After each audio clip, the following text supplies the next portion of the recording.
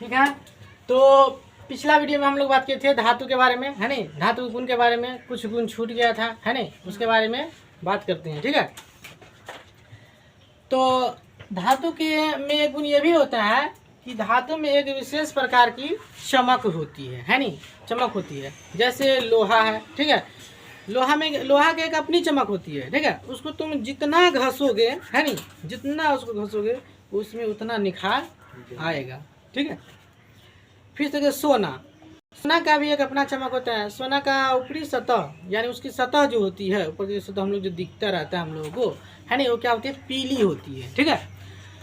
उसी तरीके से तांबा में भी एक अपना चमक होता है, तांबा का भी। ठीक है। और वो कैसे लगती रहती है ऊपर से देखने में, तो उसकी ऊपरी वाला सतह जो होती है वो लाल होती है। क्या होती है, लाल होती है ना। ठीक है। उसके बाद है कि धातु में संक्षारण भी होता है। धातु में यानी जंग का लगना। ठीक है। तो धातु में क्या होते हैं, जंग भी लग जाते हैं।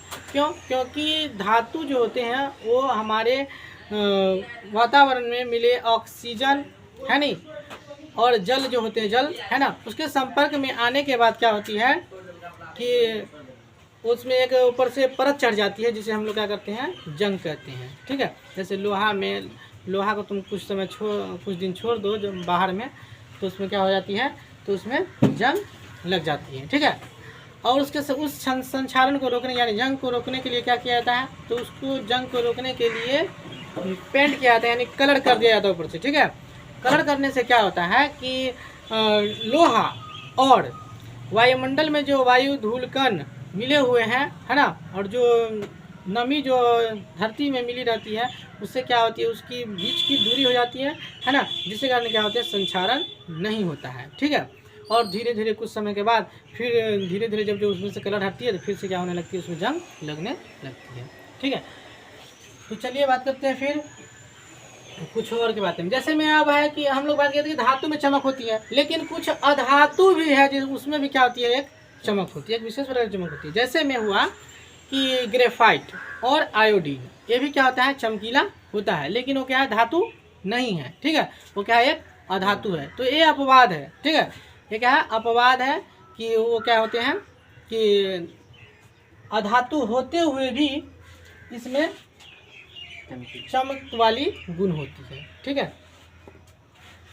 उसके बाद है कि ग्रेफाइट विद्युत का सुचालक होती है।